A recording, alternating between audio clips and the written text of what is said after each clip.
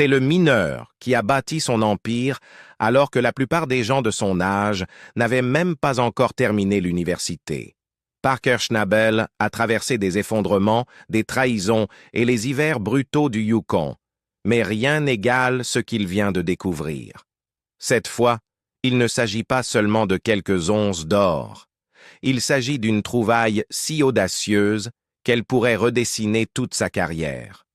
Fans de Gold Rush, préparez-vous, car le dernier pari de Parker pourrait bien marquer l'histoire, ou le briser. Le pari à 15 millions de dollars à Dominion Creek. Dans la saison 15, Parker Schnabel a pris la décision la plus audacieuse et la plus risquée de sa carrière. Acheter Dominion Creek, dans le territoire du Yukon au Canada, pour la somme vertigineuse de 15 millions de dollars. La concession était présentée comme l'un des plus grands terrains vierges encore disponibles dans le Klondike, avec des estimations annonçant jusqu'à 80 000 onces d'or, soit plus de 160 millions de dollars aux cours actuels. Pour un mineur à peine trentenaire, la décision était écrasante. Un engagement capable de définir non seulement une saison, mais la prochaine décennie de sa vie. Mais Dominion Creek n'était pas un prix facile. L'or se trouvait à plus de 12 mètres de profondeur, enfoui sous d'épais couches de pergélisol, de gravier et d'argile.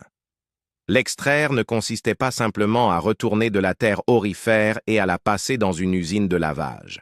Cela signifiait déplacer des millions de mètres cubes de terre gelée, brûler du diesel par tonnes entières et investir encore des millions dans les engins lourds, les réparations et la main-d'œuvre. Les seuls coûts initiaux suffisaient à ruiner les plus petits exploitants.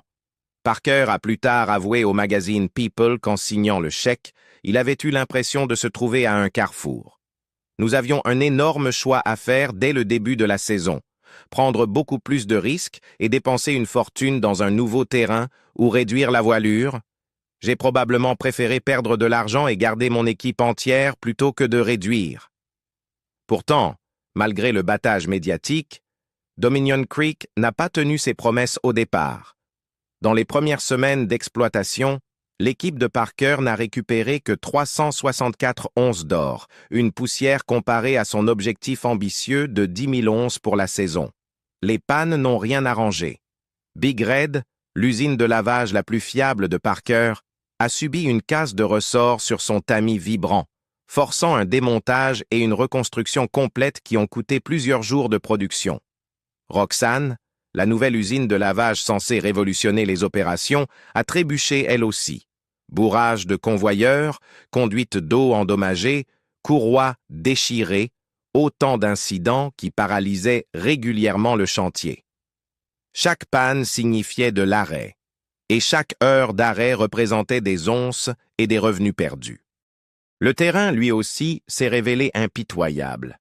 Les excavatrices affrontaient un pergélisol aussi dur que du béton, détruisant les lames en quelques jours. Les factures de carburant explosaient alors que bulldozers et camions peinaient à déplacer la terre gelée. À un moment, un nouvel opérateur a failli renverser une machine dans une fosse, rappel brutal de la dangerosité du travail à Dominion. En janvier, Parker se retrouvait face à la possibilité que Dominion Creek entre dans l'histoire de Gold Rush, non pas comme son triomphe, mais comme sa plus grosse erreur. Pour se rattraper, il a misé gros sur Roxane, l'usine ultra-moderne que son équipe avait mis 2 ans à concevoir. Construite pour l'efficacité, elle pouvait traiter plus de matériaux que toutes les autres usines qu'il avait utilisées. Sur le papier, elle était capable de produire 120 000 $ d'or par jour. Mais Parker a rapidement appris que la théorie et la pratique ne coïncident presque jamais. Roxane était minée par des problèmes de jeunesse, pannes électriques, dégâts d'eau, pièces fragiles. Elle ne tournait que rarement à pleine capacité. Les équipes s'acharnaient à la maintenir en vie, conscientes que chaque heure d'arrêt coûtait des milliers de dollars. Peu à peu, grâce à des ajustements et de la persévérance, Roxane a commencé à prouver sa valeur. Lors d'une pesée, elle a livré 155,9 onces, d'une valeur de près de 400 000 $. Combinées avec Big Red et Big Bob, les 3 usines ont extrait 449 onces en une seule semaine. permettant enfin à Parker de franchir la barre des 5000 onces pour la saison. Un jalon, certes, mais seulement la moitié de son objectif, et le temps pressait. Le tournant est venu quand Parker a décidé de miser sur des terrains rejetés par d'autres mineurs des décennies plus tôt. Il a ordonné à son équipe de tester les résidus laissés par les exploitants des années 1980 et 1990, des zones supposées épuisées. C'était un pari dans le pari.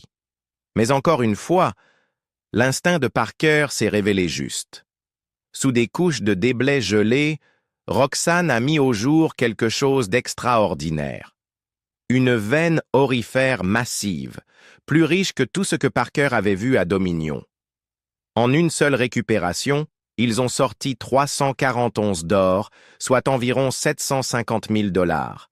Et ce n'était pas seulement le poids de l'or qui les a stupéfiés, c'était sa texture et sa pureté, de l'or en poudre fine mélangée à des pépites massives, suggérant des filons encore plus riches en profondeur. Pour une équipe épuisée par les pannes et les longues heures, la découverte a rallumé l'espoir que Dominion pouvait réellement rapporter. Avec les cours de l'or proches de leur record, cette trouvaille pouvait représenter des millions de revenus. Mais au-delà de l'argent, elle offrait à Parker quelque chose d'aussi précieux, l'élan. Cependant, Dominion Creek n'est pas une concession ordinaire. Sa taille et sa profondeur font que le succès ne se mesure pas en centaines d'onces, mais en milliers. Salaire de l'équipe, maintenance des engins, factures de carburant et redevances se chiffrent en millions chaque saison. Parker l'a reconnu lui-même dans une interview à Discovery. Nous ne sommes pas une petite équipe agile. Nous avons besoin de beaucoup de terrain et nous avons besoin de beaucoup d'onces extraites du sol pour survivre. Chaque saison est une course contre le temps et contre la météo. Et Dominion décuple cette pression. La licence d'eau et les permis de Parker ne lui donnent que 6 ans pour exploiter la propriété. Pour rentabiliser son investissement, il doit extraire en moyenne 10 000 onces d'or par an. Tout écart pourrait signifier non seulement perdre des millions, mais aussi laisser dans le sol de l'or déjà payé. C'est pourquoi chaque panne paraît catastrophique et chaque contretemps ronge le moral des équipes. La mine perdue et le journal caché. L'une des histoires parallèles les plus surprenantes et captivantes de la saison 15 a commencé bien loin de Dominion Creek, dans les allées silencieuses d'une boutique d'antiquités à Fairbanks, en Alaska. Parker y est tombé sur une carte minière dessinée à la main, datée de la fin des années 1800, à l'époque de la ruée vers l'or du Klondike. Les bords de la carte étaient effilochés, son encre estompée par le temps, mais elle comportait des marquages qui ont immédiatement attiré l'œil exercé de Parker, des annotations signalant un puits à Porcupine Creek, une zone longtemps considérée comme épuisée. Pour la plupart, cette carte n'était qu'une curiosité. Pour Parker, c'était une piste à suivre. « On n'a rien à perdre », a-t-il confié à son équipe. « Au pire, ça ne mène nulle part. Au mieux, qui sait ce qui nous attend là-dessous ?» En suivant les coordonnées approximatives, Parker et son équipe ont dû se frayer un chemin à travers une forêt envahie, traînant leur matériel sur un terrain accidenté pour atteindre le site. Ce qu'ils ont découvert les a stupéfaits, les restes à peine visibles d'une entrée en bois, effondrée sous des décennies de terre et de mousse. Après avoir soigneusement dégagé l'ouverture, ils ont révélé un puits étonnamment intact, scellé depuis plus d'1 siècle. À l'intérieur, l'air était vicié et lourd, saturé de l'odeur du bois pourri et de la terre ancienne. La troupe a avancé à la lumière de leurs lampes torches, dont les faisceaux tranchaient l'épaisse poussière. Là, soigneusement empilés comme en attente d'être retrouvés, reposaient des outils d'une autre époque. Pioches rouillées, lanternes noircies de suie et sacs de jute laissant échapper de petites quantités d'or brut non raffiné. Mais le véritable trésor n'était pas l'or. C'était un petit journal relié de cuir, usé par le temps, dissimulé dans une boîte métallique verrouillée et rongé par la rouille. Le journal appartenait à l'un des mineurs originels de Porcupine Creek dans les années 1890. Ses pages, fragiles mais encore lisibles, décrivait les épreuves du Yukon, hiver meurtrier, maladie, vivre en pénurie. Mais vers la fin, les écrits devenaient étranges. Le mineur racontait avoir découvert une pierre étincelante au fond du puits. Contrairement aux veines de quartz aurifères habituelles, celle-ci brillait de façon inhabituelle, comme si elle contenait un autre élément. Ses mots devenaient frénétiques, ses compagnons tombaient malades, les machines se brisaient, et il était persuadé que la pierre était maudite. Dans les dernières pages, il avouait avoir scellé une partie du puits et abandonné le site, craignant qu'une poursuite de l'extraction ne provoque un désastre. Parker, peu enclin à céder aux superstitions, a confié des échantillons de la pierre à sa géologue, Léa. Les tests ont révélé quelque chose de remarquable. Un composite minéral rare, fusionné à de l'or, différent de tout ce qu'on trouve habituellement dans le Yukon. Il contenait des traces d'éléments suggérant des conditions géologiques inhabituelles, probablement des indices d'activité hydrothermale ou de processus de minéralisation encore non documentés dans la région. Pour les géologues, ce n'était pas un simple échantillon aurifère. C'était peut-être une avancée décisive dans la compréhension de la formation de l'or dans certaines zones du Klondike. Des scientifiques, mis au courant de la découverte, ont même spéculé qu'elle pourrait redessiner les cartes géologiques existantes et raviver l'intérêt académique et commercial pour une région jugée depuis longtemps épuisée. La plupart des mineurs auraient balayé la carte comme une relique. Parker y a vu une opportunité. On ne sait jamais d'où viendra le prochain grand coup de chance, a-t-il confié face aux caméras. Parfois, ce n'est pas une question d'once. Parfois, c'est juste écouter les histoires que la Terre essaie encore de raconter. Cette trouvaille a aussi donné un élan bienvenu à son équipe. Après des semaines d'échecs à Dominion, l'idée de participer à la redécouverte d'un chapitre oublié de l'histoire du Yukon a ravivé leur énergie. Ce n'était plus seulement une question d'argent, c'était une question d'héritage. Au-delà de l'or. Pour comprendre pourquoi Parker Schnabel continue de prendre des risques aussi énormes, il faut regarder d'où il vient. Né en 1994 à Haines, en Alaska, Parker a grandi avec l'exploitation minière dans le sang. Son grand-père, John Schnabel, était une véritable légende locale, propriétaire de la Big Nugget Mine, un homme dont la résilience et la sagesse acquises à la dure ont marqué les premières années de Parker.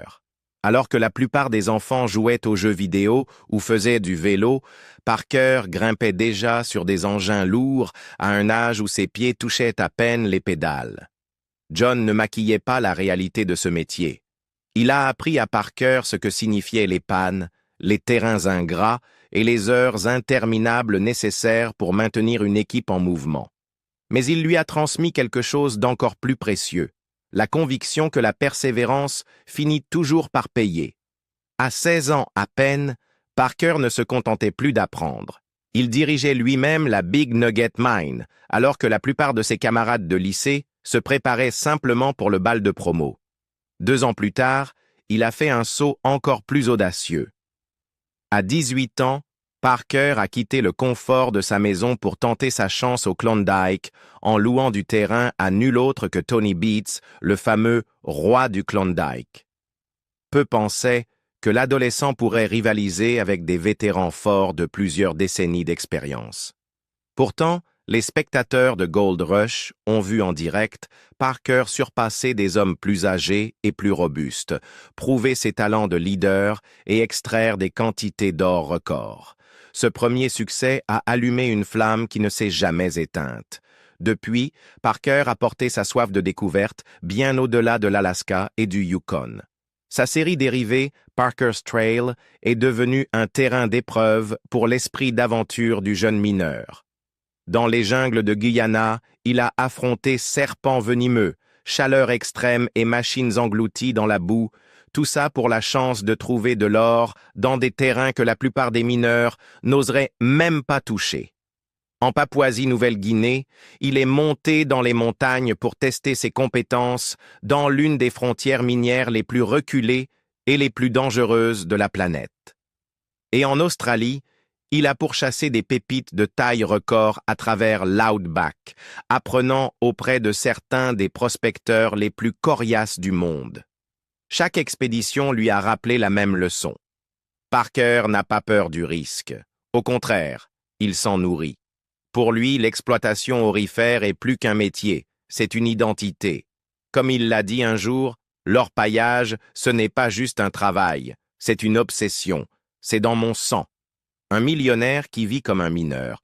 Et pourtant, malgré toute la richesse qu'il a arrachée à la terre gelée, des dizaines de millions de dollars d'or au cours de sa carrière, Parker Schnabel ne vit pas comme les magnates qu'on imagine en entendant de tels chiffres. Il ne parade pas dans une flotte de Lamborghini, ni ne s'envole vers une villa de Malibu. En réalité, il ne possède même pas de maison traditionnelle en dehors de ses sites miniers. Interrogé sur son style de vie par PeopleFan 2024, Parker a admis « Je ne dépense pas vraiment beaucoup d'argent en biens matériels. Je suis un grand amateur d'expériences partagées solides, et c'est probablement là que je dépense le plus. » C'est une philosophie rare dans la télé-réalité, surtout dans une franchise où le succès se mesure en onces et en dollars. Mais elle s'aligne parfaitement avec l'image que Parker cultive depuis son adolescence. Sérieux, ancré dans le réel et indifférent aux excès. Les téléspectateurs qui s'attendent au clinquant d'autres stars de la télé-réalité sont souvent surpris de le voir dormir aussi bien sur le canapé d'un ami à Los Angeles que dans un camp minier du Yukon. Il a même plaisanté un jour en interview en disant que son équipe devait lui retirer sa carte de crédit pendant la saison.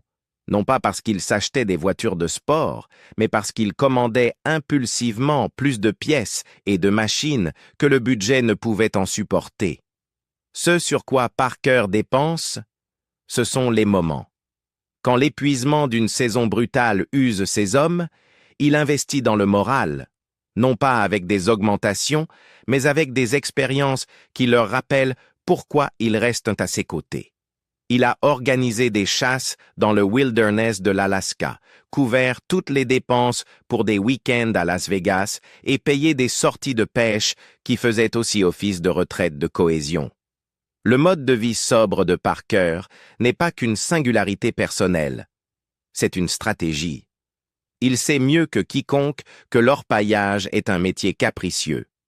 Le prix du carburant explose, les machines tombent en panne et un terrain prometteur peut devenir stérile en quelques jours. Chaque dollar gaspillé dans le luxe est un dollar qui n'est pas réinvesti pour maintenir l'opération en vie. C'est pourquoi son équipe le voit réinjecter ses profits dans les infrastructures, usines de lavage ultramodernes, nouveaux bulldozers, camions de transport et tout le soutien logistique qui les maintient compétitifs dans le Yukon. Pour ces hommes, ces choix le distinguent. Ils n'arrivent pas en vêtements de créateurs et ne cherchent pas à les impressionner avec des gadgets. À la place, il investit dans leur confort et leur bien-être. Les membres de son équipe racontent souvent qu'il paie discrètement l'addition après une soirée au bar ou qu'il organise un week-end de repos après des périodes de travail particulièrement éreintantes. C'est sa manière de montrer sa gratitude. Non par des récompenses matérielles, mais en créant des souvenirs communs. Cette approche a forgé la loyauté. Les équipes minières sont notoirement volatiles, passant d'une opération à une autre pour de meilleurs salaires. Mais la capacité de Parker à garder la majorité de son équipe saison après saison prouve que sa philosophie fonctionne. Ces hommes ne travaillent pas seulement pour un chèque, ils travaillent pour un chef qui les traite comme une famille. Cette humilité est devenue partie intégrante de la marque Parker Schnabel. Les fans le remarquent aussi. Alors que d'autres stars de la télé-réalité exhibent villas et voitures sur les réseaux sociaux, Parker publie des clichés de bottes boueuses, de son labrador noir Dozer à ses côtés, ou de son équipe rassemblée autour d'un feu de camp après une longue journée. Son public voit non seulement un mineur en quête d'or, mais un jeune homme choisissant la simplicité plutôt que l'extravagance, la rudesse plutôt que le glamour. C'est un choix qui reflète ses origines. Le petit-fils de John Schnabel, un homme qui croyait que la réussite ne se mesurait pas à ce que l'on possédait, mais à ce que l'on construisait et aux personnes que l'on emmenait avec soi en chemin. En dehors de l'exploitation minière, Parker Schnabel mène une vie étonnamment modeste pour quelqu'un qui a sorti des dizaines de millions en or du sol.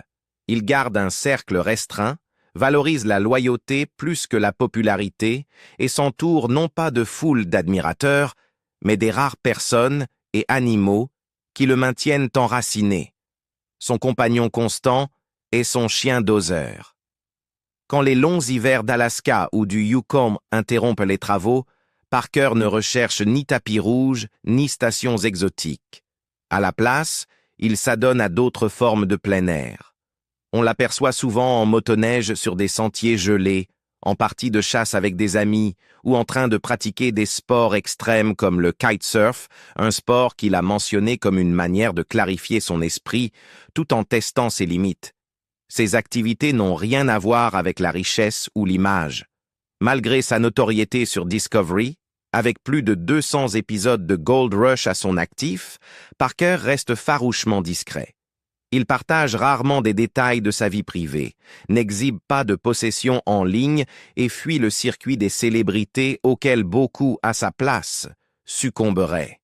Ceux qui le connaissent soulignent souvent que sa personnalité hors caméra est exactement ce que les téléspectateurs voient à l'écran. Concentré, direct, travailleur et parfois obstiné. Dans une industrie et une franchise télévisée construite sur le spectacle, Parker a réussi à préserver un sens de l'authenticité. Beaucoup de cela vient de l'influence de sa famille, en particulier de son grand-père, John Schnabel. Légende du monde minier en Alaska, John fut plus qu'un mentor. Il fut la boussole morale de Parker. John est décédé en 2016, mais Parker parle encore de lui avec une profonde révérence, le créditant comme la force qui guide chacune de ses grandes décisions. Quand le poids de Dominion Creek devient trop lourd, quand les machines lâchent, que les dettes s'accumulent ou que les objectifs paraissent impossibles à atteindre, ce sont les leçons de John auxquelles Parker revient. Le parcours de Parker Schnabel a toujours été une affaire de plus que d'or. C'est une histoire de risque, de résilience et de volonté de creuser encore, même quand les chances semblent inexistantes. Sa dernière découverte pourrait bien être le tournant de sa carrière, ou le pari qui le définira à jamais. Mais maintenant, c'est à vous que je m'adresse.